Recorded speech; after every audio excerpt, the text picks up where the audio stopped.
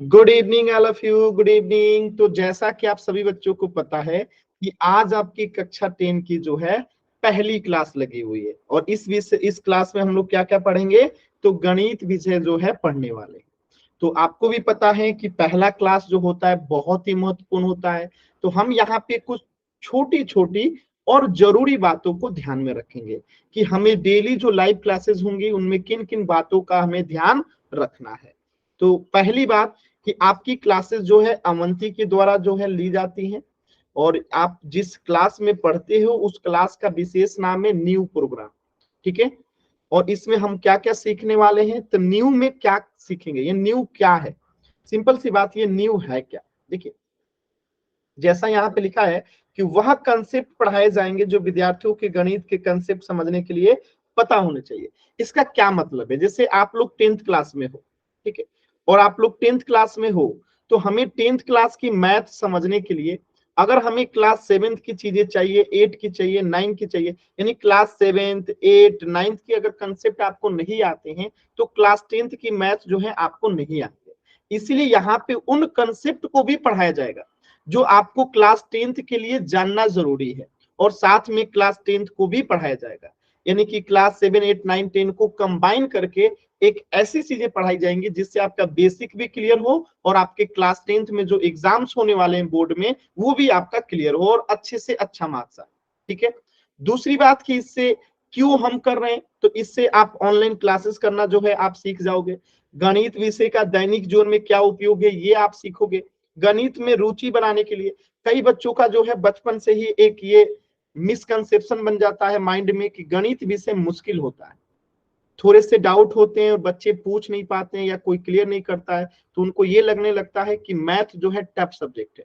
विश्वास मानिए, मैथ बहुत ही इंटरेस्टिंग सब्जेक्ट है और आज से ही आप पढ़ना शुरू कीजिएगा, देखिएगा आपको लगेगा कि मैथ कितना आसान और कितना इंटरेस्टिंग सब्जेक्ट है, सबसे मजा आने वाला है।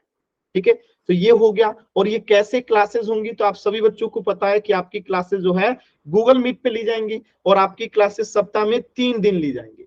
कितने दिन, सप्ताह में 3 दिन। तो यहाँ पे आपको बता दिया गया है कि आपकी क्लासेस कब कब होंगी। तो आपकी क्लासेस मंगलवार, गुरुवार और शनिवार, यानी सप्ताह में 3 दिन आपकी क्लासेस होंगी, शाम को 5:30 से 6:30 के बीच में। मैं 5:15 में क्लास ज्वाइन कर लेता हूं। आपको किसी भी प्रकार का कोई भी डाउट रहे आप 5:15 में जुड़ के पूछ सकते हैं। आपके नियमित रूप से क्लास 5:30 से 6:30 चलेगा। और किस किस दिन क्लास होगा, तो मंगलवार, गुरुवार और शनिवार, यानी कि ट्यूसडे, थर्सडे और सैटरडे को इन दिन आपकी क्लासेस होंगी। अब कुछ जरूरी चीजों को जो आपको क्लास ज्वाइन करने के साथ ही इन चीजों का ध्यान रखना है। जैसे आपको कौन से बातों का ध्यान रखना है। अच्छा, मेरे बारे में कितने बच्चे नहीं जानते हैं। देखिए, मेरा नाम जो है करण कुमार है। मैं बिहार के जो है सिवान जिले से हूँ और मैं पिछले 5 साल से जो है गणित विषय पढ़ा रहा हूँ। कक्षा 9 10 11 और 12th के बच्चों को मैं गणित विषय जो है पढ़ाता हूँ। मैंने पटना यूनिवर्सिटी से जो है ग्रेजुएशन किया है और इग्नू से मैंने पोस्ट ग्रेजुएशन किया है। फोटो में दिखने वाला व्यक्ति मैं ही हूं ना। अगर मुझे पहचान पा रहे हैं तो एक बार जल्दी से वाई टाइप कर दीजिए। उस समय बाल थोड़े बड़े थे, अभी थोड़े छोटे हैं। पहचान पा रहे हैं आप लोग, फोटो में देखने वाला व्यक्ति मैं ही हूँ। कोई कंफ्यूजन नहीं है ना आप लोगों को। एक बार जल्दी से वाई टाइप कीजिए, मुझे पता भी चल जाएगा कि हाँ आप लोग पहचान भी पा रहे हैं। हाँ, मैं ही हूँ। एक बैच में मैं पढ़ा रहा था ना, तो एक बच्चे ने कहा सर ये आप नहीं हो। मैंने पूछा क्यों।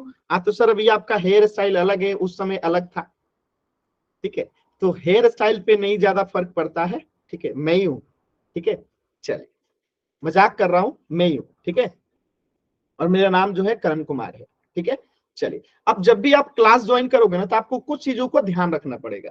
जैसे कि क्लास ज्वाइन करने से पहले आपको ऑप्शन मिलेगा, या क्लास ज्वाइन करने के बाद आपको कैमरा और माइक हमेशा बंद रखना है। और ये सभी बेसिक बातें आपको पहले से पता होता है। क्यों, क्योंकि आप 9th क्लास में क्लासेस कर चुके हो, 10th क्लास में L3 के जो बच्चे हैं उन्होंने क्लासेस कर रखा है, तो सारी बातें आपको लगभग आता है कि हमें क्या करना रहता है। हमेशा कैमरा और माइक जो है बंद करके रखना होता है। ठीक है। तो हमें इन चीजों का ध्यान रखना है। और जैसे क्लास ज्वाइन करते हैं तो इस बटन को अगर आप दबा देते हैं तो आपकी स्क्रीन जो है थोड़ी सी बड़ी हो जाती है और आपको स्क्रीन पे अच्छा दिखेगा। तो बड़ी स्क्रीन करने के लिए इस बटन का उपयोग करते हैं, इस आकृति का। इसके बाद हम क्या करते हैं, तो चलिए इसके बाद हम लोग क्या करेंगे, तो डाउट पूछने के लिए ना सबसे पहले आपको इस 3 बटन का उपयोग करना रहेगा। यानी जब आपका माइक बंद रहेगा तो डाउट पूछने के लिए आप कैसे डाउट पूछोगे, तो सबसे पहले आपको इस 3 बिंदु पे क्लिक करना रहेगा। और जैसे इस 3 बिंदु पे क्लिक करोगे, इस 3 बिंदु पे, तो आपको कुछ इस टाइप का एक पेज ओपन होगा और यहाँ पे इन कॉल मैसेज दिखाई देगा और इसमें आप जो है डाउट पूछ सकते हो। यानी जो भी आपको पूछना होगा तो आप क्या करोगे, इसी इन कॉल मैसेज में जो है आप कोई भी सवाल पूछना है तो यहाँ पे पूछ सकते हो। ठीक है, ये सारी चीजें आप लोग जानते हैं। पोल में आंसर करने के लिए आपको उसी 3 बिंदु पे क्लिक करने के बाद ये ऑप्शन दिखेगा एक्टिविटीज का। 3 बिंदु पे क्लिक करने के बाद ये भी ऑप्शन दिखेगा एक्टिविटीज का, और एक्टिविटीज में क्लिक करेंगे ना तो आपको कुछ इस प्रकार का पेज ओपन होगा। ठीक है, ये वाला पेज दिखाई देगा और इसमें हम पोल्स एक्टिव पे क्लिक करेंगे और जैसे ही पोल्स एक्टिव पे क्लिक करेंगे तो ये वाला पेज ओपन होगा। इनमें से जो सही है, यानी एक क्वेश्चन आपके सामने आएगा, जब कभी मैं बोलूंगा कि पोल में उत्तर देंगे तो आपके सामने एक क्वेश्चन स्क्रीन पे दिखाई दे रहा होगा और उसी समय आपको उस क्वेश्चन का आंसर देना रहेगा। अब जैसे मान लेते हैं क्वेश्चन नंबर 1 आपके सामने रहे, तो आपको मान लेते हैं उसका बी आंसर है, तो अपनी उंगली से जो है हम उसे क्या करेंगे, बी को क्लिक करेंगे। उसके बाद ये ब्लू बटन जो है इसे दबा देंगे वोट का, और जब आपका आंसर सबमिट हो जाएगा तो ऐसे वोटेड दिखाएगा। तो ये पोल सेक्शन में आंसर करने के तरीके हैं। अब थोड़ा सा इस पोल सिस्टम को चेक कर लेते हैं कि आप लोग कितना समझे हैं। तो आपके सामने एक छोटा सा सवाल है, आपको मैं सिर्फ चेक करना चाहता हूं कि आपको पोल में आंसर करने आता है कि नहीं आता है। ठीक है, हम ऑनलाइन क्लासेस में सप्ताह में कितने दिन पढ़ा करेंगे, जितने दिन 9th क्लास में भी पढ़ते थे। जल्दी से पोल सेक्शन में आंसर कीजिए तो पता चले कि हम ऑनलाइन क्लासेस में कितने दिन पढ़ा करेंगे। ये मैंने अभी क्लास के स्टार्टिंग में भी बताया, 9th क्लास में भी आप इतने दिन ही क्लासेस करते थे। और पोल में आंसर करने आपको आता है कि नहीं ये चेक हो जाएगा। जल्दी से आंसर कीजिए। वेरी गुड, सभी बच्चे आंसर कर रहे हैं और एकदम सही आंसर कर रहे हैं। बस 5 मिनट और बेसिक बातें हैं, इसके बाद पढ़ना स्टार्ट कर देंगे। आज पहला क्लास है तो थोड़ी सी हम लोग बेसिक बातें कर रहे हैं। बस सभी बच्चे आंसर कर देंगे। 2 बच्चों का आंसर नहीं आया है, 2 बच्चों के आंसर नहीं आए हैं, लास्ट के 10 सेकेंड सभी बच्चों को आंसर करना है। अगले क्लास में टॉपर लिस्ट दिखाऊंगा कि किस बच्चे का कितना मार्क्स आया है, तो टॉपर लिस्ट आने के लिए बहुत जरूरी है। ठीक है, एक बच्चे का और आंसर नहीं आया है, लास्ट के 10 सेकेंड, यानी सभी बच्चों को पोल में आंसर करने आता है। Very good. 9, 8, चलिए सभी बच्चों का आंसर आ गया है। वेरी गुड, वेरी गुड, सभी बच्चों के आंसर आ गए हैं। Very good. तो एक बच्चे का आंसर गलत भी आया है, जो कि ऐसा होना नहीं चाहिए। आप लोग 9th क्लास में भी सप्ताह में 3 दिन क्लासेस होती थी और 10th क्लास में भी आपके सप्ताह में 3 क्लासेस होगी। ठीक है, सप्ताह में 3 दिन आपकी क्लासेस होंगी। और एक क्वेश्चन का और आंसर कर दीजिएगा तो इसका आंसर हो जाएगा कि सप्ताह में हम 3 दिन क्लासेस करेंगे। और एक क्वेश्चन और देखते हैं, हम ऑनलाइन क्लासेस में कौन सा विषय पढ़ने वाले हैं, यानी आज आपका कौन सा विषय स्टार्ट होने वाला है। क्वेश्चन नंबर 2 का भी आंसर कर दीजिए जल्दी से। हम कौन सा विषय पढ़ने वाले, अभी क्लास के स्टार्टिंग में मैंने बताया था, और 9th क्लास में भी हम लोग वही विषय पढ़ते थे। जल्दी से आंसर कीजिए सभी बच्चे। और आज क्लास कुछ बच्चों ने लेट ज्वाइन किया है, तो आप सभी से मैं उम्मीद करता हूं कि अगली क्लास समय से जुड़ेंगे। ठीक है, क्योंकि आज आपकी क्लास 5 मिनट लेट ज्वाइन हुई है आप लोग, तो लेट स्टार्ट हुआ है तो कोई बात नहीं, पहला क्लास है, लेट हो गए कोई बात नहीं। आगे से सभी बच्चे ध्यान रखेंगे। क्यों ध्यान रखेंगे, आपको भी पता है कि आप लोगों का बोर्ड का एग्जाम जो है कितना महत्वपूर्ण होता है। हर बच्चा चाहता है कि बोर्ड में उसको अधिक से अधिक मार्क्स मिले, और अधिक से अधिक मार्क्स लाना एकदम आसान है। पूछिए क्यों, क्योंकि आपको सिर्फ 2 काम करना है। पहला, क्लास डेली ज्वाइन करना है, दूसरा क्लास समय से ज्वाइन करना है। विश्वास मानिए, जो भी बच्चा 9th क्लास में डेली क्लास किए थे और क्लास रेगुलर टाइम से ज्वाइन किए थे, उनका मार्क्स 80% से ज्यादा है। यानी कि आपको क्या करना है, बस 2 चीजों का ध्यान रखना है। क्लासेस को समय से जुड़ना है, डेली क्लासेस जुड़ना है, आपके मार्क्स आएंगे। क्योंकि इस बार क्लासेस में आपको तमाम चीजें पढ़ाई जाएंगी जो आपके एग्जाम के लिए इंपॉर्टेंट है। तो चलिए इस प्रश्न का उत्तर करेंगे। एक बच्चे का और उत्तर नहीं आया, चलिए आ गया सभी बच्चों का। Very good. तो आप लोगों ने पोल में आंसर करना जो है सीख चुके हैं। तो इस प्रश्न का उत्तर क्या होगा कि हम लोग गणित विषय जो है पढ़ने वाले। तो ये बेसिक सी जानकारी थी, आप सभी बच्चों को आता है। चलिए थोड़ा सा और आगे बढ़ते हैं। और आपको क्या क्या करना है। जब भी क्लास ज्वाइन कीजिए तो कोशिश कीजिए हमेशा शांत जगह पे बैठने का। कई बार बच्चे क्या करते हैं, टीवी चल रहा होता है, गाना बज रहा होता है, कोई शोरगुल कर रहा होता है, कोई बाहर खेल रहा होता है। तो ऐसे जगह पे अगर आप क्लास ज्वाइन करते हो तो आप क्लास का पूरा लाभ नहीं उठा पाओगे। आपको चीजें उतनी अच्छी समझ में नहीं आएगी जितने अच्छे शांत जगह पे बैठ के अगर आप पढ़ते हो तो समझ में आती है। तो हमेशा शांत जगह पे बैठना है, कॉपी पेन पेंसिल लेके बैठना है, ताकि मैं यहाँ पे कोई सवाल पूछूं तो आप उसका क्या करो, अपनी कॉपी पेन पे आंसर करके जल्दी से आप मुझे बता दो। इसी तरीके से क्लास में रोजाना समय से आना है, यानी आपकी क्लास 5:30 में है तो आपको कोशिश करना है कि 5:15 से लेके 5:30 के बीच में, यानी 5:30 से पहले क्लास ज्वाइन कर ले। ठीक है, क्लास रेगुलर करना है। और जब भी मैं कहूं कि स्क्रीनशॉट बनाने हैं, यानी जब भी मैं कहूं कि स्क्रीनशॉट ले लीजिए, तो उसको नेक्स्ट क्लास से पहले अपने कॉपी में नोट डाउन कर लिया कीजिए, ताकि आपके पास क्लास के साथ जो है नोट्स तैयार होते रहे, और उन नोट्स को पढ़ेंगे ना तो आपको चीजें रिवाइज हो जाएगा। ठीक है, और डाउट्स पूछने के लिए हमेशा चैट बॉक्स का उपयोग करना है। जैसे मैंने बताया ना, 3 बिंदु पे क्लिक करेंगे, इसके बाद इन कॉल मैसेज आएगा, तो इसी इन कॉल मैसेज में जो है आपको हमेशा डाउट्स पूछने हैं, लिख के डाउट्स पूछने हैं। ठीक है, इसके बाद गृह कार्य आपके क्लास के तुरंत बाद जो है आपको एक लिंक दिया जाएगा, जैसे 9th क्लास में दिया जाता था, और उस लिंक पे क्लिक करके आपको अपना ये सारे नंबर डाल के होमवर्क करना रहता है। तो इस सप्ताह में वो होमवर्क आपको 9:30 बजे तक मिलेगा, लेकिन अगले सप्ताह से आपको होमवर्क जो है क्लास के तुरंत बाद, क्लास खत्म होने के तुरंत बाद आपको मिल जाया करेगा। ठीक है, मोबाइल चार्ज है कि नहीं है ये आपको क्लास से 1 घंटा पहले चेक कर लेना है। कई बार क्या होता है ना, क्लास बच्चे ज्वाइन कर लेते हैं और कहते हैं सर मोबाइल चार्ज नहीं है। तो इस चीजों का भी आपको ध्यान रखना है कि आपको पता है 5:30 से आपकी क्लासेस रहती हैं, तो हम 1 घंटा पहले चेक कर लें, हमारी अगर मोबाइल चार्ज नहीं है तो उसे चार्ज में लगा ले। ये आपकी जिम्मेदारी होती है। क्यों? क्योंकि सपने भी तो आपके हैं। हर व्यक्ति क्या चाहता है, पढ़ लिख के कोई डॉक्टर बनना चाहता है, कोई इंजीनियर बनना चाहता है, कोई पुलिस में जाना चाहता है, कोई आर्मी में जाना चाहता है। हर किसी के पास सपने हैं ना, तो अपने सपनों को पूरा करने के लिए हमें उसकी रिस्पॉन्सिबिलिटी, उत्तरदायित्व तो खुद ही लेना होता है। तो आपकी क्लास है, आपकी जिम्मेदारी है कि आप अपने मोबाइल को हमेशा चार्ज करके रखो। ठीक है, और अंतिम बात कि घर में कभी कभी कई ऐसे जगह होते हैं जहां पे अच्छी इंटरनेट नहीं चलती है, तो आपको प्रयास का क्या क्या करना है कि हमेशा वैसे जगह पे बैठना है जहां इंटरनेट अच्छी चलती हो। तो इतनी बातें सभी बच्चों को समझ में आ गया? जल्दी से एक बार वाई टाइप कीजिए तो सभी बच्चे। इतनी बातें जो मैंने आपको बताया सभी बच्चों को क्लियर है? ये बेसिक बात है, आप सभी को आता है, और इसका स्क्रीनशॉट जरूर ले लीजिएगा, और सभी बच्चे इन सब चीजों का ध्यान रखेंगे। ठीक है, क्योंकि इस बार 10th ग्रेड में, 10th के आपके स्कूल बोर्ड में जो है ज्यादा से ज्यादा मार्क्स लाना है। कोशिश करना है किसी भी बच्चे का मार्क्स जो है 80% से नीचे ना रहे। इसलिए क्लास डेली लगानी है, समय से लगानी है। इस बार रिकॉर्ड तोड़ देना है, एकदम बढ़िया मार्क्स लेके आना है सभी बच्चों को। चलिए, ये हो गया क्या क्या करना है। अब हम बात करते हैं कि क्या नहीं करना है। तो आपको माइक ऑन करके अनम्यूट नहीं करना है, यानी माइक ऑन करके नहीं बोलना है। क्या होता है, क्लास में कई सारे बच्चे होते हैं, अगर आप माइक ऑन करते हो, आपके साथ कोई अन्य बच्चा अगर माइक ऑन करता है तो क्लास डिस्टर्ब होता है। लेकिन कई ऐसे सवाल होते हैं जब आप माइक ऑन किए बिना नहीं पूछ पाते हो, तो आपको अपना नाम लिख देना है, और नाम लिख के बोलना है मैसेज में लिख के कि सर हमें माइक ऑन करके कुछ पूछना चाहते हैं। फिर मैं आपको परमिशन दूंगा और आप माइक ऑन करके पूछ सकते हैं, लेकिन बिना परमिशन माइक ऑन नहीं करना है। कमेंट सेक्शन में अनावश्यक बातें नहीं करनी है। ठीक है, और कभी भी क्लास बीच में छोड़ के नहीं जाना है। कई बार बच्चे क्या होते हैं, क्लास ज्वाइन करते हैं, 10 मिनट पढ़ते हैं, फिर क्लास एंड कर देते हैं, तो उनका अटेंडेंस भी नहीं लगता है, और फिर आपको अगली क्लास की चीजें समझ में भी नहीं आती है।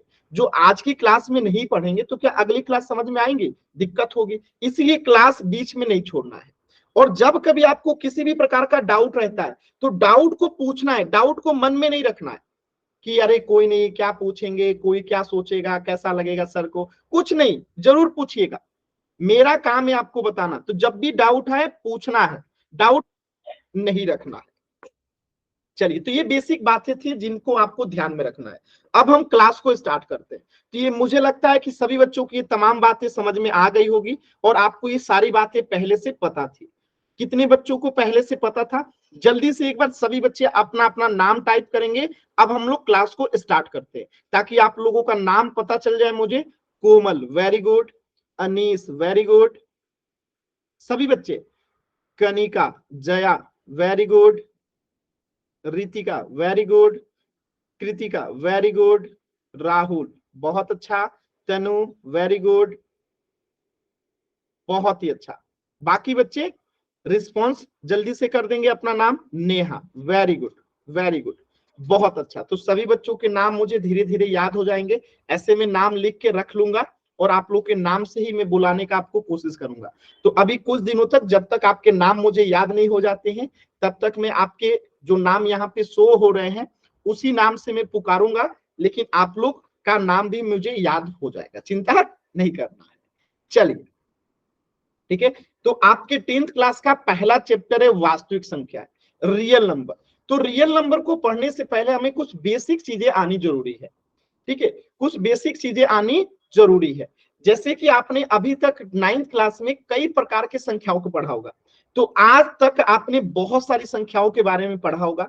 आपको कितने प्रकार की संख्याओं के बारे में पता है? कोई बताना चाहता है कितने प्रकार की संख्याओं के बारे में आपको पता है? आप में से कोई बच्चा कोई भी किसी भी प्रकार की संख्या बताना चाहता है? एनीवन यही बताना चाहते हैं? चलिए मैं हेल्प कर देता हूं। आपके सामने 3 प्रकार की संख्या है, प्राकृतिक संख्या, पूर्ण संख्या, पूर्णांक।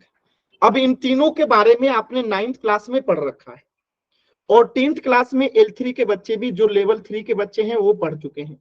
तो आप में से जो भी बच्चा प्राकृतिक संख्या, पूर्ण संख्या के बारे में अगर कुछ भी जानता है तो अपना नाम लिखिए और बताइएगा, मैं पूछूंगा तो माइक ऑन करके। कोई भी बच्चा अगर बताना चाहता है कि प्राकृतिक संख्या क्या है, पूर्ण संख्या क्या है, पूर्णांक क्या है, या कुछ भी अगर आप जानते हैं, तो दोबारा से एक बार अपना नाम लिखिए, मैं आपको माइक ऑन करके बोलने का मौका दूंगा। जया बताइए, माइक ऑन करके आप बताइए। जया 1 2 3 4 5। ये क्या है? 1 2 3 4 5?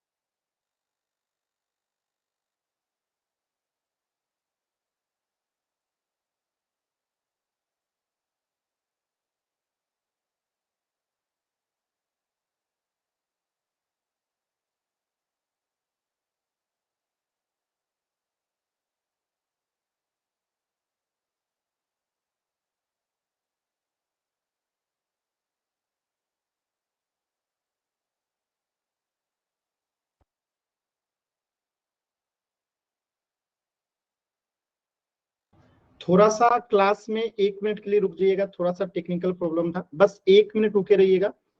स्क्रीन आपको अभी दिखाई नहीं दे रहा होगा, बस 1 मिनट, बस 1 मिनट। अभी मेरी स्क्रीन दिखाई दे रही है आप सभी बच्चों को? एक बार जल्दी से वाई टाइप करके बताइए चैट सेक्शन में।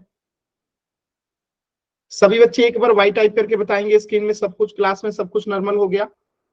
नेटवर्क एरर था, एक बार जल्दी से एक बार वाई टाइप करके बताएंगे सभी बच्चे।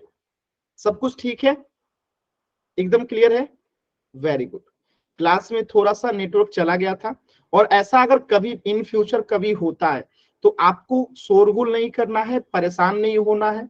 कभी कभी टेक्निकल फॉल्ट आता है और ऐसी चीजें हो जाती हैं, तो इसके लिए एकदम परेशान नहीं होना है, ठीक है? तो ऐसा नहीं होगा ऐसे कभी, बट ऐसा कभी होता है तो कृपया करके इसका ध्यान रखेंगे। चलिए देखते हैं चीजों को। तो हम लोग पढ़ रहे थे प्राकृत संख्या, पूर्ण संख्या और पूर्णांक। तो आप में से कौन सा बच्चा बताना चाहते हैं प्राकृत संख्या, पूर्ण संख्या, पूर्णांक के बारे में कुछ अगर जानते हैं तो? जो भी बच्चा बताना चाहते हैं, आप में से कोई भी बच्चा इनके बारे में, प्राकृत संख्या, पूर्ण संख्या, पूर्णांक के बारे में एक बार जल्दी से वाई टाइप कीजिए। हाँ बताइए। प्राकृत संख्या 1 2 3 4 5 6 डैश डैश डैश प्राकृत संख्या कहलाती है। ठीक है, आपने अच्छे एग्जाम्पल दिए और इसके बाद आपने इसे प्राकृत संख्या कहा। सही है, गलत तो नहीं है, बट इसे और अच्छे से परिभाषित कर सकते हैं। और कोई बच्चा? आपने बताया एकदम सही है। और कोई बच्चा? एनीवन? आपने 9th क्लास में भी पढ़ा क्या? सर पूर्ण संख्याएं वे सभी संख्याएं जो जैसे 0 से शुरू होती हैं, 0 1 2 3 4 5 6 7 जो आगे बढ़ते जाए पूर्ण संख्याएं कहलाती हैं।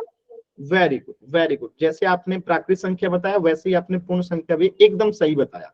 मैं इसे और थोड़ा सा और सुधार के बताऊंगा, बाकी आपने बताया एकदम सही है, वेरी गुड। और कोई बच्चा बताना चाहता है? देखिए हमें कोशिश करना चाहिए, क्योंकि ये चीजें आप लोग 9th क्लास में, 10th क्लास में पढ़ चुके हैं, ठीक है? तो हमें प्रयास करना चाहिए, ये नहीं सोचना चाहिए कि गलत हो जाएगा, सर को बुरा लगेगा, हमें नहीं बताना चाहिए, एकदम नहीं सोचना। गलत हो जाएगा कोई बात नहीं, कोशिश तो कीजिए आप एक बार।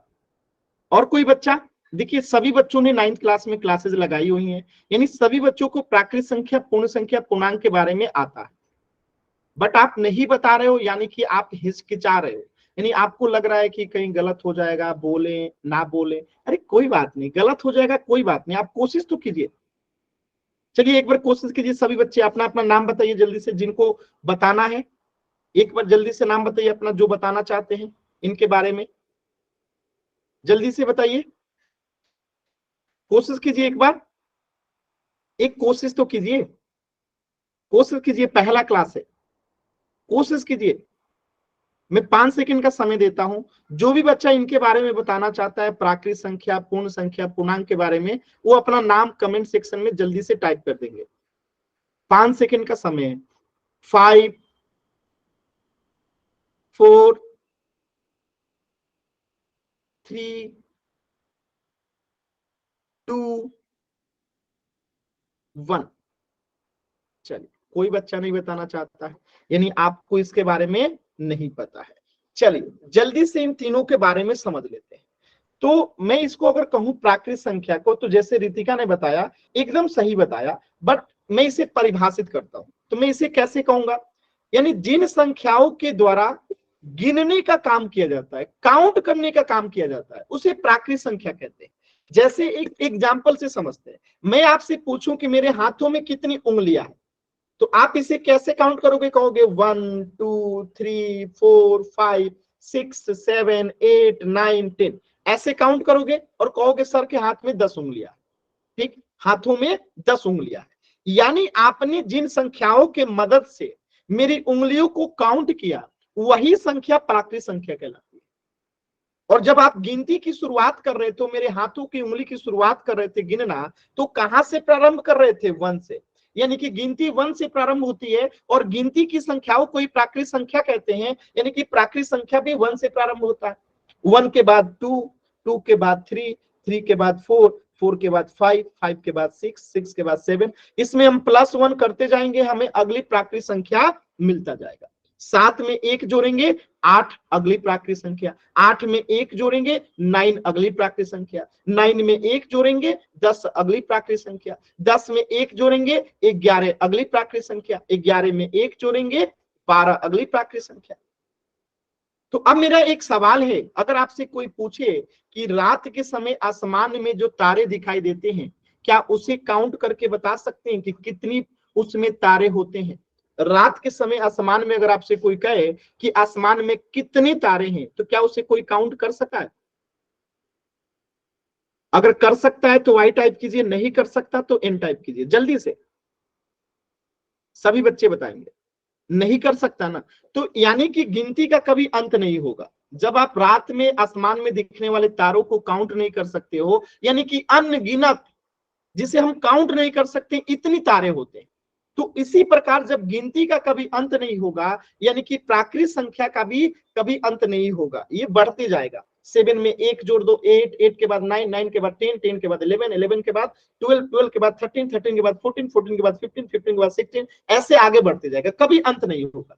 यानी यहां से एक बात निकल के आई कि सबसे छोटी प्राकृत संख्या तो हम बता सकते हैं कि 1 होता है, लेकिन क्या हम सबसे बड़ी प्राकृत संख्या बता सकते हैं? सभी बच्चे बताएंगे। अगर मैं आपसे पूछूं कि सबसे बड़ी प्राकृत संख्या क्या होगी, सबसे बड़ी प्राकृत संख्या क्या होगी, तो आपका आंसर क्या होगा बताइए। सबसे छोटी तो आप बता दोगे कि प्राकृत संख्या 1 से शुरू होती है, तो सबसे छोटी प्राकृत संख्या 1 है। लेकिन अगर कोई आपसे पूछे कि सबसे बड़ी प्राकृत संख्या क्या होगी, तो आपका आंसर क्या होगा? आंसर बताइए। आपका आंसर होगा कि ज्ञात नहीं किया जा सकता, ज्ञात नहीं किया जा सकता, ज्ञात नहीं किया जा सकता, यानी कि हम पता नहीं कर सकते हैं, अपरिभाषित है। ठीक है, हम नहीं बता सकते हैं, क्योंकि गिनती का कहां पे अंत होगा कौन जानता है। हम छोटे बच्चों को कहते हैं 100 तक गिनती याद करने के लिए, उससे जो बड़े हो जाते हैं 100 के बाद वो 200 याद करते हैं, उससे बड़े 500 याद करते हैं, फिर 1000, फिर 1 लाख, फिर 1 करोड़, फिर 10 लाख, फिर 10 करोड़, ऐसे बढ़ते जाता है। गिनती का कभी अंत नहीं होता है।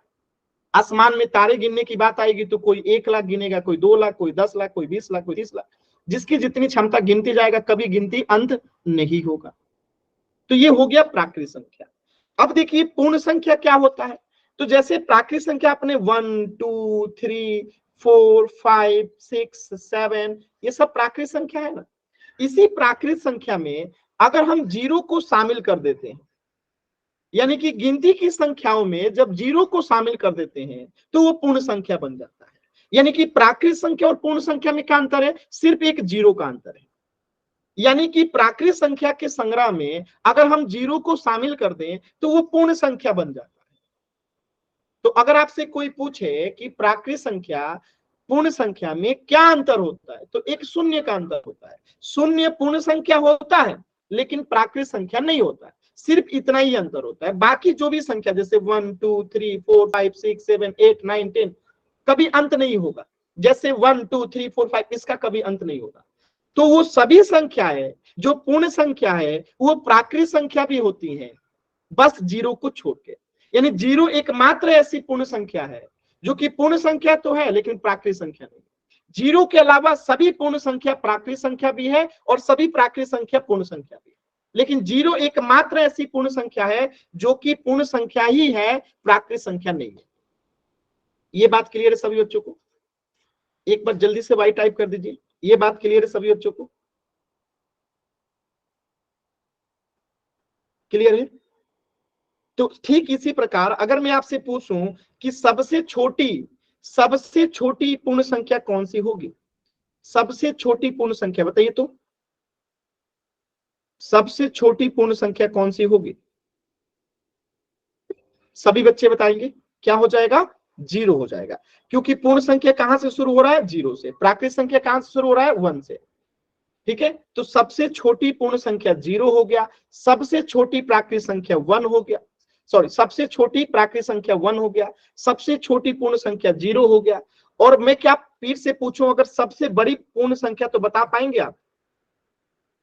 सबसे बड़ी अगर मैं पूछूं तो क्या आप बता सकते हैं सबसे बड़ी पूर्ण संख्या क्या होगा? सभी बच्चे बताएंगे सबसे बड़ी पूर्ण संख्या क्या आप बता सकते हैं? सभी बच्चे बताएंगे क्या सबसे बड़ी पूर्ण संख्या आप बता सकते हैं?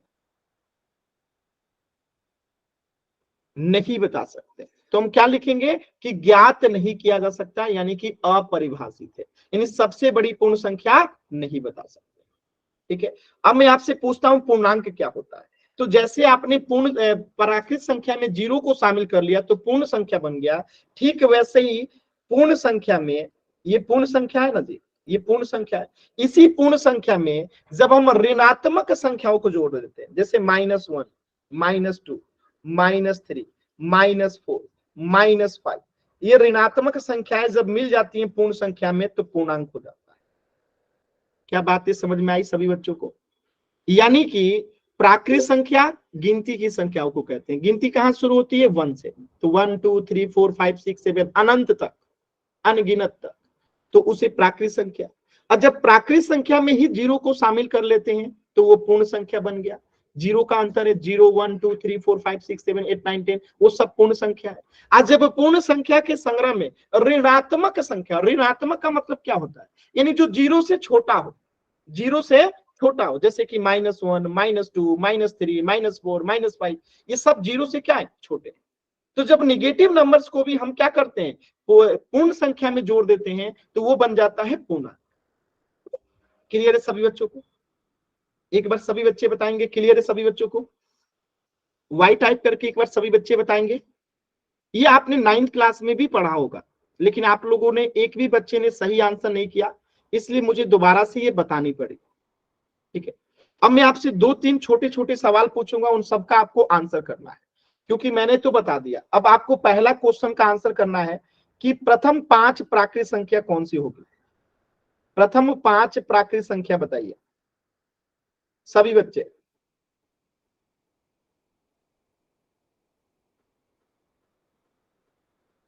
प्रथम 5 प्राकृत संख्या कौन सी होगी? सभी बच्चे बताएंगे चैट सेक्शन में। Very good answer. क्या हो जाएगा? 1 2 3 4 सॉरी 1 2 3 4 5 1 2 3 4 5। अगर मैं सेम क्वेश्चन को ऐसे लिख दूं, प्रथम 5 पूर्ण संख्या, तो अब आंसर क्या हो जाएगा? अब आंसर क्या हो जाएगा? प्रथम 5 पूर्ण संख्या अगर मैं पूछूं तो आंसर में क्या हो जाएगा? बताइए जल्दी से। Very good answer, very good answer, very good, बहुत ही अच्छा। क्या हो जाएगा? 0 1 2 3 4 5। सॉरी 5 नहीं होगा क्योंकि नहीं होगा, तो यहाँ पे प्रथम 5 पूर्ण संख्या कोमा लगा देते हैं। ठीक है, क्लियर है ना? तो प्रथम 5 पूर्ण संख्या 0 1 2 3 4। ठीक है, अब अगर मैं आपसे पूछूं एक और क्वेश्चन छोटा सा। ठीक है, एक अंक का सबसे बड़ी प्राकृत संख्या कौन सी होगी?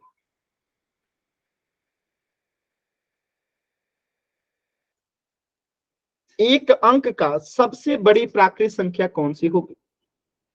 एक अंक का सबसे बड़ी प्राकृत संख्या कौन सी होगी? यानी जिसमें सिंगल डिजिट का एक बच्चे ने 5 आंसर किया। क्यों? 5 के आगे प्राकृत संख्या नहीं होता है। 6 प्राकृत संख्या नहीं है, 7 प्राकृत संख्या नहीं है, 8 प्राकृत संख्या नहीं है, 9 प्राकृत संख्या नहीं है। तो बताइए एक अंक का सबसे बड़ी प्राकृत संख्या क्या होगा? सभी बच्चे बताएंगे एक अंक का सबसे बड़ी प्राकृत संख्या क्या होगा? देखिए 2 बच्चों के आंसर आए हैं, सभी बच्चे आंसर करेंगे। एक अंक का सबसे बड़ी प्राकृत संख्या क्या होगा? एक अंक का सबसे बड़ी प्राकृत संख्या होगा 9, क्योंकि 9 के बाद अगर हम अगली प्राकृत संख्या देखेंगे +1 करेंगे तो ये हो जाता है 10। तो 10 तो 2 अंकों की हो गई ना, हमें तो एक अंक का चाहिए था, तो एक अंक का सबसे बड़ी प्राकृत संख्या हो गया 9। अगर मैं इस एक अंक के जगह पे अगर मैं कह दूं 3 अंक का, क्या बोल दूं? 3 अंक का, तो अब आंसर क्या होगा? 3 अंक का। ठीक है, 3 अंक का। ठीक है, 3 अंक का, यहाँ पे एक अंक का नहीं, 3 अंक का। ठीक है, ऐसे लिखिए 3 अंक का। ठीक है, सबसे बड़ी प्राकृत संख्या बताइए तो एक बार। 999। Very good, 999। समझ गए आप लोग? अगर मैं इसी को प्राकृत संख्या के जगह पे अगर मैं पूर्ण संख्या लिख दूं तो आंसर में क्या कोई बदलाव आएगा? अगर मैं यहाँ पे 3 अंकों का सबसे बड़ी पूर्ण संख्या अगर पूछ दूं तो आंसर में कोई परिवर्तन आएगा? कोई परिवर्तन नहीं है, क्योंकि 0 के अलावा सभी प्राकृत संख्या पूर्ण संख्या ही है। ठीक है, केवल एक 0 का अंतर होता है। यानी सबसे छोटी प्राकृत संख्या 1 होती है, सबसे छोटी पूर्ण संख्या 0 होती है। इसके अलावा पूर्ण संख्या और प्राकृत संख्या में कोई अंतर नहीं होता। ठीक है, क्लियर है सभी बच्चों को? यानी कि प्राकृत संख्या 1 से शुरू होती है और पूर्ण संख्या 0 से शुरू होती है, इसके अलावा कुछ भी अंतर नहीं होता है। चलिए तो कुछ छोटे छोटे क्वेश्चन कीजिएगा, फिर हम लोग पोल में आंसर करेंगे। तो सबसे छोटी प्राकृत संख्या जल्दी से बता दीजिए सभी बच्चे, जल्दी से क्वेश्चन नंबर 1 का आंसर सभी बच्चे। सबसे छोटी प्राकृत संख्या क्या होगी? सबसे छोटी प्राकृत संख्या क्या होगी? आंसर करेंगे जल्दी से सभी बच्चे। वेरी गुड, वेरी गुड, जल्दी से आंसर करेंगे सभी बच्चे। वेरी गुड, सभी बच्चों का आंसर आ रहा है। वेरी गुड, क्या होगा? 1 होगा। क्वेश्चन नंबर 2 का आंसर कीजिए। सबसे छोटी पूर्ण संख्या, सबसे छोटी पूर्ण संख्या सभी बच्चे आंसर करेंगे जल्दी से। वेरी गुड, सबसे छोटी पूर्ण संख्या, क्योंकि प्राकृत संख्या तो 1 से शुरू होती है और पूर्ण संख्या 0 से शुरू होती है। चलिए वेरी गुड। क्वेश्चन नंबर 3 बताइए, सबसे बड़ी प्राकृत संख्या, सबसे बड़ी प्राकृत संख्या, सबसे बड़ी प्राकृत संख्या। गलत जवाब आ रहा है। 9 सबसे बड़ी प्राकृत संख्या जी, 9 तक ही प्राकृत संख्या होता है। अभी भी बताया था मैंने कि आसमान में जो तारे होते हैं, आसमान में जो तारे होते हैं, ठीक है, वो अनगिनत होते हैं। यानी कि जब गिनती का कोई अंत नहीं है, यानी कि हम सबसे बड़ी प्राकृत संख्या नहीं बता सकते। तो इसको क्या लिखेंगे? अपरिभाषित, अपरिभाषित, ठीक है, यानी कि नहीं बताया जा सकता है। 9 के बाद क्या 10 प्राकृत संख्या नहीं है? एकदम है। तो प्राकृत संख्या का कोई अंत नहीं है। क्या गिनती आप 9 तक ही पढ़ते हो? नहीं ना। तो सबसे बड़ी प्राकृत संख्या हम ज्ञात ही नहीं कर सकते, ठीक है। चलिए क्वेश्चन नंबर 4 देखिएगा। सबसे बड़ा ऋणात्मक पूर्णांक, ऋणात्मक पूर्णांक। अभी यहाँ पे मैंने आपको क्या बताया था? 1 सेकंड फिर से रिवाइज करा देता हूं। मैंने पूर्णांक बताया था, यहाँ पे दिख रहा है। तो इधर 0 से आगे वाले को धनात्मक पूर्णांक कहते हैं। इसे क्या कहते हैं? धनात्मक पूर्णांक। क्या कहते हैं इसे?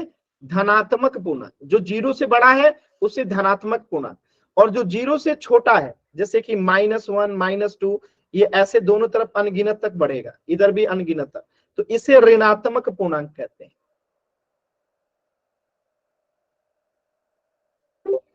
ठीक है। तो इधर में ऋणात्मक अनगिनत, इधर में धनात्मक। तो जो 0 से छोटा है वो ऋणात्मक पूर्णांक, जो 0 से बड़ा है वो धनात्मक पूर्णांक। और 0 एकमात्र ऐसा पूर्णांक है जो ना तो ऋणात्मक होता है ना तो धनात्मक होता है। ना तो ये 0 से 0 छोटा होता है और ना ही ये 0 से बड़ा होता है। इसलिए 0 ना तो नेगेटिव होता है ना तो पॉजिटिव होता है। तो ये समझ में आ गया। अब यहाँ पे सवाल आपसे क्या कह रहा है? सवाल कह रहा है कि सबसे बड़ा ऋणात्मक पूर्णांक क्या होगा?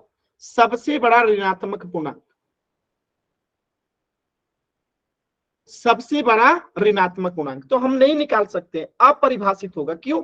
क्योंकि देखिए यहाँ पे ध्यान से समझिएगा, हमारा पूर्ण संख्या एक तरफ अनगिनत तक बढ़ रहा है, यानी हम यहाँ पे सबसे बड़ी पूर्ण संख्या नहीं निकाल सकते हैं कि एक तरफ अनगिनत तक बढ़ रहा है। ऐसे ही प्राकृत संख्या है, एक तरफ अनगिनत तक बढ़ रहा है, यानी हम नहीं निकाल सकते हैं। ऐसे ही पूर्णांक तो दोनों तरफ न अनगिनत तक बढ़ रहा है, यानी इधर धनात्मक पूर्णांक बढ़ जाइए, 5 के बाद 6, 6 के बाद 7, 7 के बाद 8 के बाद 9, 9 के बाद 10, 10 के बाद 11, 11 के बाद 12, ऐसे बढ़ते जाइए। और निगेटिव में भी -5 के बाद -6, -6 के बाद -7, -7 के बाद -7, तो -7 के बाद -8। तो क्या हम इसे निकाल सकते हैं? सभी बच्चे बताएंगे। तो हम निकाल सकते हैं। सबसे बड़ा ऋणात्मक पूर्णांक पूछा है तो हम यहाँ पे बताइएगा। क्लियर है सभी बच्चों को? क्लियर है ना? यानी कि सबसे बड़ा ऋणात्मक पूर्णांक यहाँ पे क्या हो जाएगा? क्लियर है? अच्छा यहाँ पे बड़ा पूछा है जी, छोटा नहीं निकाल सकते हैं, बड़ा तो निकाल ही सकते हैं। सबसे बड़ा पूछा है जी, तो सबसे बड़ा हम निकाल सकते हैं। कैसे निकाल सकते हैं? देखिए ध्यान से, सबसे बड़ा निकाल सकते हैं कैसे, ध्यान से देखिएगा। यहाँ देखिए -1 और -2 में अगर पूछा जाए कौन बड़ा है, तो -1 बड़ा है ना। अब पूछा जाए -3 और -2 में कौन बड़ा है, तो -2 बड़ा है -3 के तुलना में। तो हमसे पूछा गया सबसे बड़ा ऋणात्मक पूर्णांक। तो ऋणात्मक पूर्णांक को ऐसे समझिएगा, मैं बता रहा हूं आपको। जैसे कोई व्यक्ति है जिसके पास 1 रुपया भी नहीं है, उसके पास 0 रुपया है, और एक व्यक्ति है जिसके पास 1 रुपया है, और एक और व्यक्ति है जिसके पास 2 रुपया है। तो इसे मान लेते हैं ये ए व्यक्ति है, ये बी व्यक्ति है और ये सी व्यक्ति है। ये 3 व्यक्ति है। तो ए के पास 0 रुपया है, बी के पास 1 रुपया है, सी के पास 2 रुपया है। और यहाँ पे देखिए एक डी व्यक्ति है जिसके पास -1 रुपया है, यानी ये कर्जे में है 1 रुपये के। और एक ई व्यक्ति है, ठीक है, एक ई व्यक्ति है जो कि कर्जे में है कितने रुपए के? -2 रुपये का, यानी इस पे 2 रुपये का कर्जा है। तो अगर मैं आपसे पूछूं कि इसमें सबसे बड़ा गरीब कौन सा है, सबसे ज्यादा गरीब कौन सा है, सबसे ज्यादा गरीब कौन है, A B C D E में सबसे ज्यादा गरीब कौन है, बताइए सभी बच्चे। इन सब में अगर पूछूं सबसे ज्यादा गरीब कौन है, सी व्यक्ति के पास 2 रुपये है, बी व्यक्ति के पास 1 रुपया है, ए व्यक्ति के पास 0 रुपये है, डी व्यक्ति के पास 1 रुपये का कर्जा है, ई व्यक्ति के पास 2 रुपये का कर्जा है। तो इसमें गरीब तो ई है ना। अब मैं आपसे पूछूं कि सबसे कम कर्जा किसके ऊपर है, क्योंकि ई के बाद एफ आएगा और एफ के बाद -3 रुपये कर्जा है, एफ के बाद जी आएगा, जी के बाद -4 रुपये कर्जा है। तो मैं आपसे पूछूं कि इसमें से सबसे कम कर्जा किसके ऊपर है, तो सबसे कम कर्जा तो यहाँ पे आप निकाल ही नहीं सकते ना, ये आगे बढ़ते जाएगा, 3 के बाद 4, इससे अमीर होगा। तो कर्जा में अगर बात करें कि कर्जा सबसे कम किसके पास है, तो कर्जा सबसे कम तो डी के पास ही है ना। कर्जा तो है लेकिन सबसे कम है, कर्जा तो है लेकिन सबसे कम है। तो यहाँ पे क्वेश्चन में भी कुछ इसी प्रकार से पूछा है कि आपको ऋणात्मक पूर्णांक निकालना तो है लेकिन सबसे बड़ा, यानी कि सबसे बड़ा का मतलब -1 जो है यहाँ पे क्या हो जाएगा, सबसे बड़ा ऋणात्मक पूर्णांक हो जाएगा। समझ में आया आप लोगों को, क्या ये आपको कंसेप्ट समझ में आया, सबसे बड़ा ऋणात्मक पूर्णांक -1 कैसे होगा, क्योंकि -1 के बाद तो -2 हो जाएगा, वो ज्यादा कर्जे में हो जाएगा, बात समझ में, तो वो तो उससे छोटा हो जाएगा ना। तो निगेटिव में नंबर जितनी बड़ी होती है वो उतनी छोटी होती है, और जो निगेटिव में जितनी नंबर छोटी होती है वो उतनी ही बड़ी होती है। तो -1 बड़ा है -1 से, -2 से, -1 जो है बड़ा है -2 से। क्या ये बात आपको समझ में आया, क्योंकि -2 का मतलब है उसके पास 2 रुपये का कर्जा है, और -1 का मतलब है कि उसके पास 1 रुपये का कर्जा है, तो ये अधिक अमीर है ना। तो इसलिए सबसे बड़ा ऋणात्मक पूर्णांक पूछेगा तो -1 बताएंगे। क्या आपको ये क्लियर हुआ सभी बच्चों को, क्या ये बात सभी बच्चों को क्लियर हुआ, ठीक है। ये ग्रेटर का निशान है, यानी -1 जो है बड़ा है -2 से, ठीक है। कोई डाउट किसी बच्चे को नहीं है, चलिए क्वेश्चन नंबर 5 बताइएगा। क्वेश्चन नंबर 5 बताइएगा, सबसे छोटा ऋणात्मक पूर्णांक, सबसे छोटा ऋणात्मक पूर्णांक, सबसे छोटा ऋणात्मक पूर्णांक। तो अब हम इसे कहेंगे अपरिभाषित। क्यों अपरिभाषित इसे क्यों कहेंगे, जैसे यहाँ पे फिर से वापस यहीं पे चलते हैं, देखिएगा यहाँ पे ध्यान से चलते हैं। अब यहाँ पे जैसे हम सबसे बड़ा नहीं निकाल सकते हैं, क्योंकि 7 के बाद 8 आएगा, 8 के बाद 9 आएगा, 9 के बाद 10 आएगा। ठीक वहीं पे अगर मैं कहूं -5 के बाद -5 से छोटा कौन होगा, -6। मैं कहूं -6 से छोटा कौन होगा, -7। मैं कहूं -7 से छोटा कौन होगा, -8। तो ये तो आगे बढ़ता जाएगा ना। तो हम इसमें सबसे छोटा नहीं निकाल सकते, सबसे छोटा नहीं निकाल सकते, ये दोनों तरफ अनगिनत बढ़ रहा है, ठीक है। तो सबसे छोटा यहाँ पे ऋणात्मक पूर्णांक हम नहीं निकाल सकते, ठीक है। तो इसका आंसर क्या हो जाएगा आपका, सबसे छोटा ऋणात्मक पूर्णांक यानी अपरिभाषित। क्लियर है, क्लियर है सभी बच्चों को, क्लियर है ना। जल्दी से एक बार वाई टाइप करके बताएंगे क्लियर है। अब देखिए एक सिंपल सा क्वेश्चन पूछा गया है कि पहले 5 पूर्णांक कौन से हैं, पहले 5 पूर्णांक कौन से हैं, पहले 5 पूर्णांक कौन से हैं, क्या आप इसे बता सकते हैं। ये तो पहले 5 पूर्ण संख्या है ना, पूर्णांक पूछा गया है, ये तो पूर्ण संख्या आपने बता दिया, 0 1 2 3 4, ये तो पहले 5 पूर्ण संख्या है। तो हम पहले 5 पूर्णांक जो है ज्ञात नहीं कर सकते हैं, अपरिभाषित है। क्योंकि यहाँ पे ध्यान से फिर से समझिएगा, ठीक है। ये पूर्णांक है, 0 से इधर धनात्मक पूर्णांक, 0 से लेफ्ट साइड ऋणात्मक पूर्णांक। अब इसमें हम कैसे पता करें कि पहला कौन है अंतिम कौन है, जब दोनों ही छोर अंतिम अनंत तक जा रही है, ये भी अनंत तक जा रहा है, ये भी अनंत तक जा रहा है, तो हम इसमें पता ही नहीं कर सकते ना कि शुरुआत इसका कहां से हुआ है। लेकिन यहाँ पूर्ण संख्या में तो 0 से शुरू हो रहा है दिख रहा है, प्राकृत संख्या 1 से शुरू हो रहा है दिख रहा है, इसका एक छोर का अंत नहीं है, इसका भी एक छोर का अंत नहीं है, लेकिन इसके दोनों छोर का अंत नहीं है। तो जिसके दोनों छोर के अंत नहीं होते हैं तो इसमें हम नहीं बता सकते हैं कि प्रथम कौन है और अंतिम कौन है। बात समझ में आया। तो इसलिए इस प्रश्न का आंसर भी क्या हो जाएगा, अपरिभाषित हो जाएगा, कि प्रथम 5 पूर्णांक कौन से हैं नहीं ज्ञात कर सकते हैं। क्या ये सभी बच्चों को क्लियर है। अब हम लोग कुछ क्वेश्चन करें पोल सेक्शन में, अगर कहीं पे भी डाउट है तो एन टाइप कीजिए, क्लियर है तो वाई टाइप कीजिए।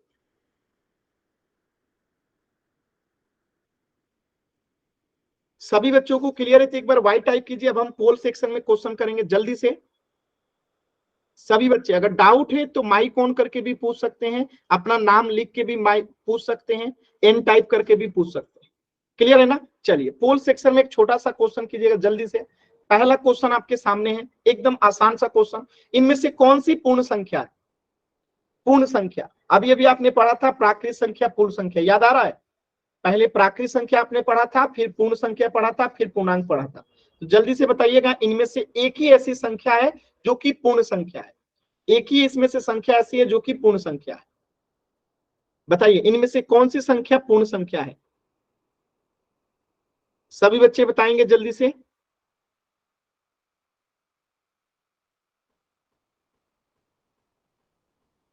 एकदम आसान सवाल है, मैं थोड़ा सा हेल्प कर दूं आप लोगों का।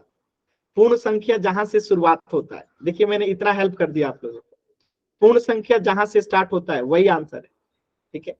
अब जो बच्चा क्लास में इतना भी ध्यान से नहीं सुना होगा वो तो गलत करेगा, लेकिन अगर जो बच्चा क्लास ध्यान से सुना होगा, मैंने इतनी हेल्प कर दिया ना। प्राकृत संख्या कहां से शुरू होती है? 1 से।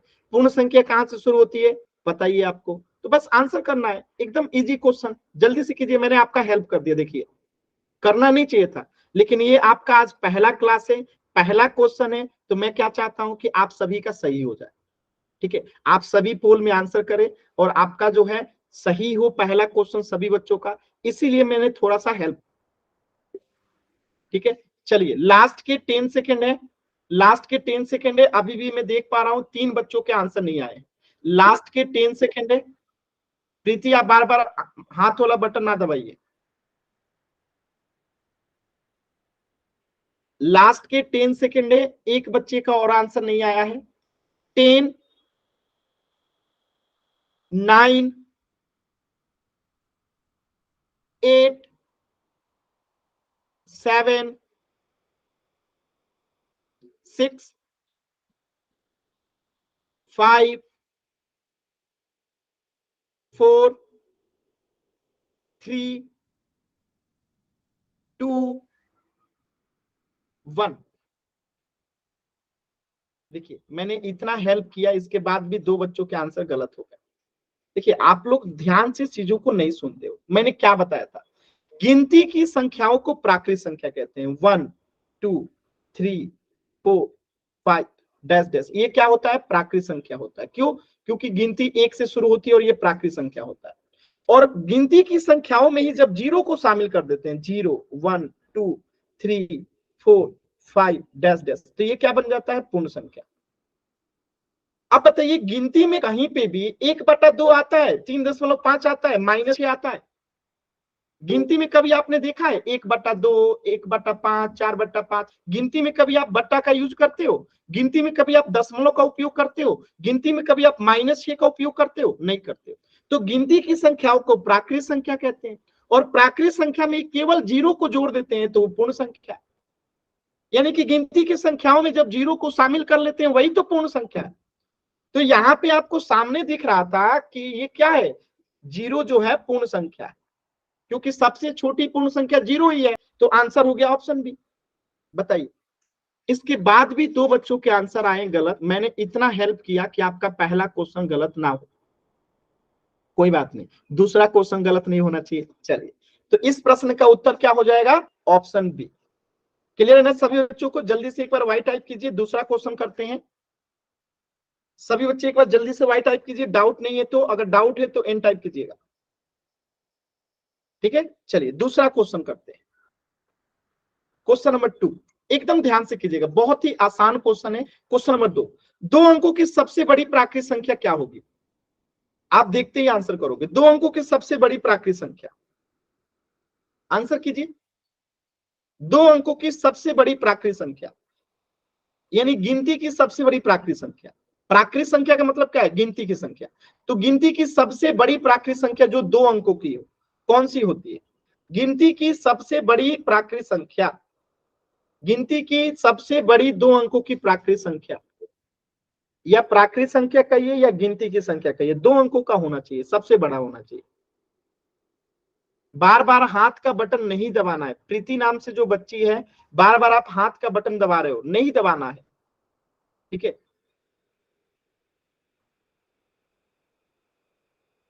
सभी बच्चे आंसर करेंगे जल्दी से। और दो बच्चों के आंसर नहीं आए हैं, लास्ट के 10 सेकेंड। दो बच्चों के आंसर नहीं आए हैं, लास्ट के 10 सेकेंड।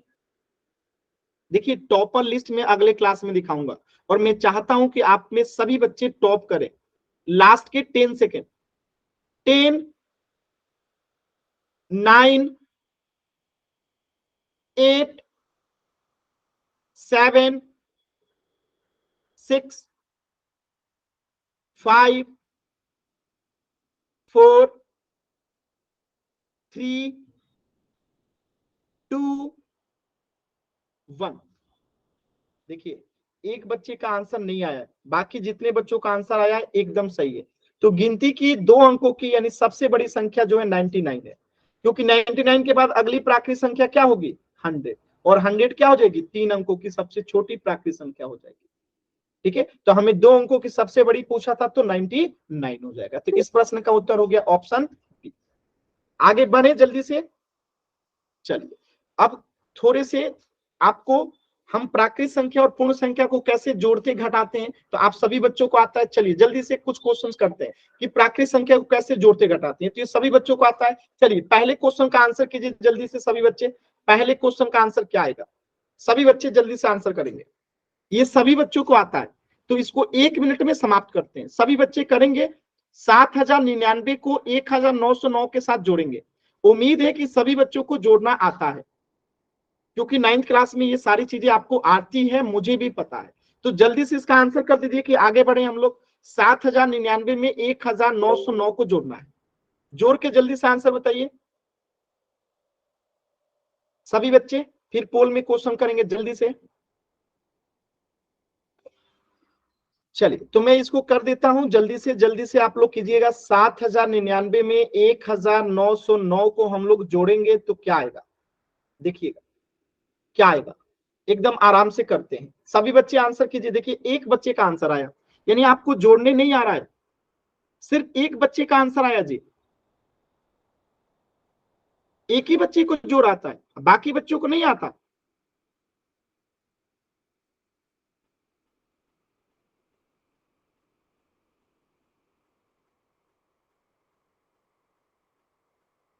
सभी बच्चे आंसर करेंगे, सिर्फ 2 बच्चों के आंसर आए हैं। तो क्या करेंगे? जोड़ेंगे। 9 में 9 को जोड़ेंगे तो 18 का 8 हाथ में बचा 1, 9 और हाथ में 1 बचा था तो इसमें लगा देंगे हासिल कितना हो जाएगा? 10। 10 का 0 हाथ में बचा 1, तो 9 और फिर हाथ में 1 बचा था तो 10 का 0 हाथ में बचा 1, 8 और हाथ में 1 बचा था तो 9। तो इसका आंसर क्या हो जाएगा? 9008। चलिए तो इसका आंसर तो हो गया 9008। क्वेश्चन नंबर 2 कीजिए। 5885 में माइनस करना है 1980 को। क्वेश्चन नंबर 2 कीजिए जल्दी से। क्वेश्चन नंबर 2 करेंगे। 5885 में से माइनस करना है 1980 को। 5885 में से माइनस करना है 1980 को। सभी बच्चे कोशिश कीजिए।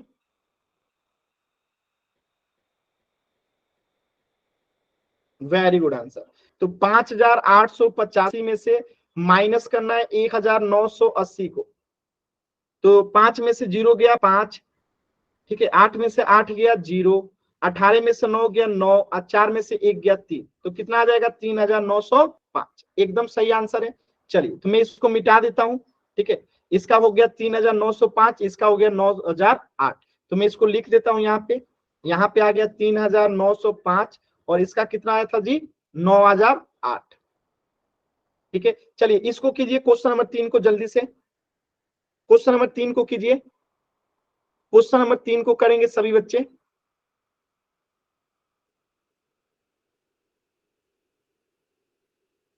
क्वेश्चन नंबर 3 को करेंगे सभी बच्चे।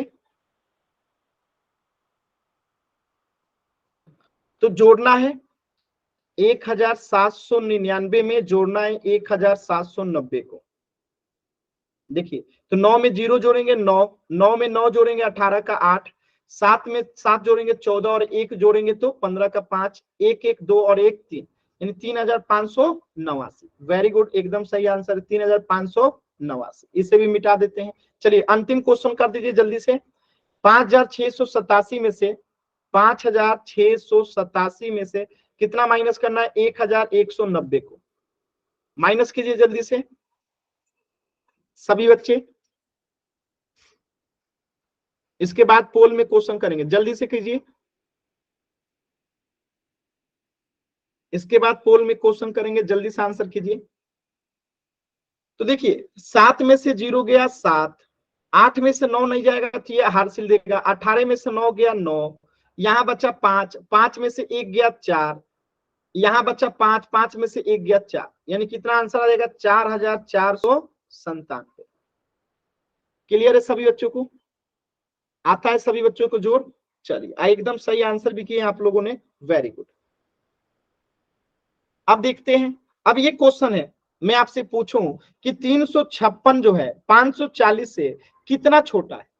जैसे मैं आपसे पूछता हूं कि 2 जो है 4 से कितना छोटा है, तो आप क्या करोगे? यहां से 2 जो है 4 से कितना छोटा है, 2 जो है 4 से कितना छोटा है, तो हम क्या करेंगे? 4 - 2 करेंगे, तो हमें पता चलेगा कि 2 छोटा है। तो हम कैसे निकाल रहे हैं? हम कैसे निकाल रहे हैं? तो यही काम यहां पे करना है कि 356 540 से कितना छोटा है, निकाल के बताइए। जैसे ये आपने कर लिया कि 2 4 से कितना छोटा है, 4 - 2 = 2, इसी प्रकार 356 540 से कितना छोटा है, आंसर बताइए सभी बच्चे। ये कर सकते हैं आप लोग, एकदम फास्ट कीजिए, आप सभी को आता है। Very good answer, very good, एकदम सही आंसर आ रहा है, वेरी गुड वेरी गुड। तो हम क्या करेंगे? इसमें माइनस कर देंगे। तो 356 540 से कितना छोटा है, तो 540 से माइनस करेंगे 356 को, तो कितना आएगा? 184। यानी कि 356 जो है 540 से 184 जो है छोटा है। एकदम आसान था। चलिए एक क्वेश्चन कीजिएगा पोल सेक्शन में, एकदम आराम से, एकदम आराम से। देखिए यहां पे कह रहा है कि वह संख्या ज्ञात कीजिए जो 911 से 1729 अधिक है। वह संख्या ज्ञात कीजिए जो 911 से 1729 अधिक है। यानी अगर मैं इसी क्वेश्चन को ऐसे पूछूं कि 2 से, ठीक है, 8 अधिक है, वो कौन सी संख्या होगी? एक एग्जांपल में पूछ रहा हूं, ठीक है, वो संख्या कौन सी होगी जो 2 से 8 अधिक है? वह संख्या कौन सी होगी जो 2 से 8 अधिक है? तो हम 2 + 8 करेंगे तो कितना आ जाएगा? 10। तो इसी प्रकार का ये भी क्वेश्चन है कि वह संख्या ज्ञात कीजिए जो 911 से 1729 अधिक है। एकदम ध्यान से सॉल्व कीजिए और पोल सेक्शन में आंसर करना है।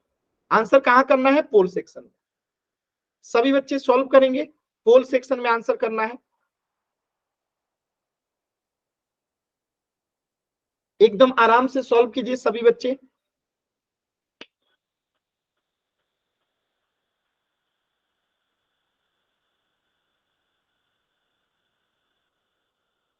वो संख्या कौन सी होगी जो 911 से 1729 है? पोल सेक्शन में आंसर करना है सभी बच्चों को, एकदम आराम से, कोई जल्दबाजी नहीं है। सभी बच्चे पोल सेक्शन में आंसर करेंगे। वह संख्या कौन सी होगी जो 911 से 1729 अधिक है? अब मैं एक इसी को सिंपल कर देता हूं, मैं पूछूं वह संख्या कौन सी होगी जो 5 से 10 अधिक है? वह संख्या कौन सी होगी जो 5 से 10 अधिक है? तो हम कैसे निकालेंगे? 5 में 10 जोड़ेंगे तो 15 आएगा, यानी वह संख्या 15 होगी। तो यहाँ पे क्या कह रहे हैं? 911 से 1729 अधिक है, वो संख्या कौन सी होगी? तो सेम कंसेप्ट यहाँ पे भी लगाएंगे। जल्दी से आंसर कीजिए सभी बच्चे, लास्ट के 10 सेकेंड, लास्ट के 10 सेकेंड। अभी तक मैं देख पा रहा हूं कि आधे बच्चों का ही आंसर आया है। लास्ट के 10 सेकेंड, लास्ट के 10 सेकेंड। देखिए पोल में आंसर नहीं कीजिएगा फिर आप लोग टॉपर लिस्ट में नहीं आ पाइएगा, ठीक है? पोल में आंसर करना जरूरी है। लास्ट के 10 सेकेंड। मैं फिर से इस क्वेश्चन को समझा देता हूं। वह संख्या ज्ञात कीजिए जो 911 से 1729 अधिक है। अगर मैं इसी क्वेश्चन को ऐसे लिखूं छोटा करके कि वह संख्या ज्ञात कीजिए जो 5 से 20 अधिक हो, वो कौन सी संख्या होगी जो 5 से 20 अधिक हो? वो कौन सी संख्या होगी जो 5 से 20 अधिक हो, 5 से 20 अधिक हो, यानी 5 + 20 करेंगे तो आंसर आएगा 25। तो जैसे इस प्रश्न को आपने कर दिया वैसे इस प्रश्न को कीजिए ना जी, कि वो संख्या कौन सी है जो 911 से 1729 अधिक है। कीजिए सभी बच्चे जल्दी से, लास्ट के 10 सेकेंड। 10,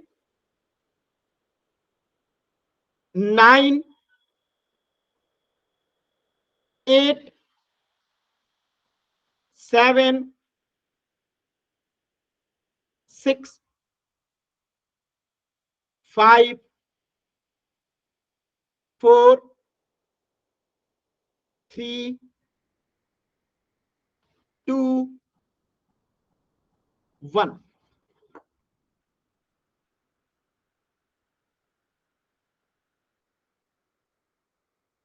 देखिए आधे बच्चों ने भी आंसर नहीं किया इस आसान सवाल को। सिंपल सी बात है, मैंने कहा कि वो संख्या कौन सी होगी जो 5 से 20 अधिक है, यानी ऐसी संख्या बताना है जो 5 से 20 ज्यादा हो। तो अगर हम 5 में 20 जोड़ देंगे तो क्या हमें ऐसी संख्या एक 25 नहीं मिल जाएगी? तो क्या 25 ऐसी संख्या नहीं है जो 5 से 20 अधिक है?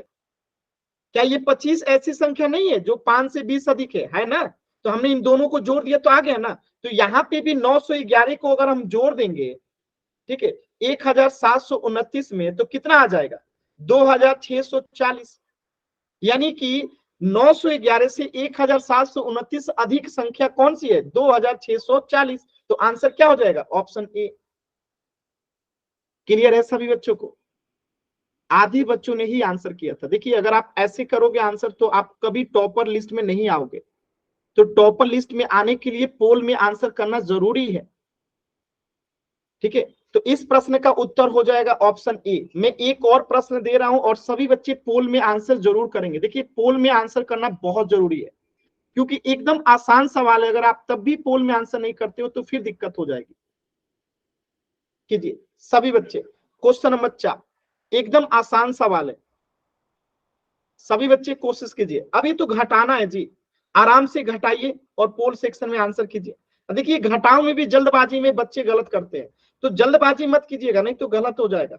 ऐसे ऊपर नीचे लिख लीजिए पहले 2310, 1111 और फिर इसको आराम से ध्यान से घटाइए तब आंसर कीजिए।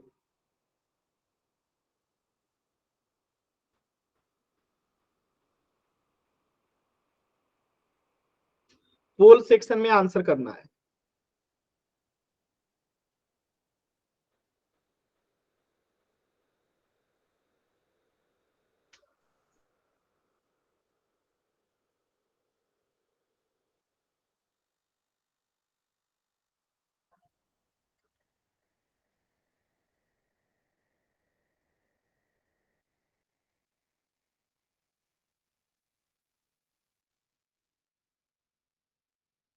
लास्ट के 10 सेकेंड, लास्ट के 10 सेकेंड सभी बच्चे जरूर आंसर करेंगे। लास्ट के 10 सेकेंड।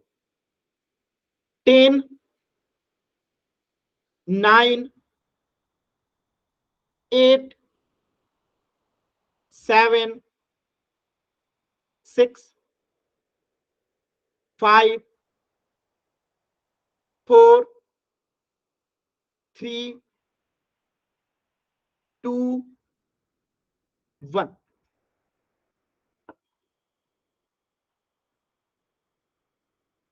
देखिए कैसे करेंगे ध्यान से समझिएगा। 0 में से 1 नहीं जाएगा तो ये 1 ही से हासिल देगा, तो ये 10 में से 1 जाएगा तो 9। अब ये 1 इधर चला गया तो यहाँ बचा 0, 0 में से 1 नहीं जाएगा तो फिर से ये हासिल देगा, तो 10 में से 1 गया 9। अब यहाँ बचा 2 क्योंकि ये 1 हासिल दे दिया, तो 2 में से 0 गया 2 और यहाँ 2 में से 1 गया 1, यानी आंसर क्या आ जाएगा? 1299। ठीक है, तो इस प्रश्न का आंसर क्या हो जाएगा? Option B 1299। तो अगर किसी भी बच्चे को कुछ भी डाउट है तो पूछ लीजिए। आज की क्लास में इतना ही, पढ़ेंगे नेक्स्ट क्लास में। तो इसके आगे हम नेक्स्ट क्लास में पढ़ेंगे और आपकी अगली क्लास कब होगी तो एक बार समय सारणी अपना देख लीजिए और इसे स्क्रीनशॉट ले लीजिए। आपकी अगली क्लास कब होगी? गुरुवार को 5:30 से 6:30 बजे। आपकी सप्ताह में 3 क्लासेज होंगी, मंगलवार, गुरुवार और शनिवार। समय क्या लगेगा? 5:30 से 6:30 बजे। ठीक है, तो सभी बच्चे इस चीज का ध्यान रखेंगे और क्लास 5:30 से पहले जुड़ना है। मैं 5:15 में जुड़ जाता हूं, आपको 5:15 से लेके 5:30 बजे के बीच में जुड़ जाना है। ठीक है, तो चलिए मिलेंगे नेक्स्ट क्लास में। कुछ भी पूछना है तो जल्दी से पूछ लीजिए।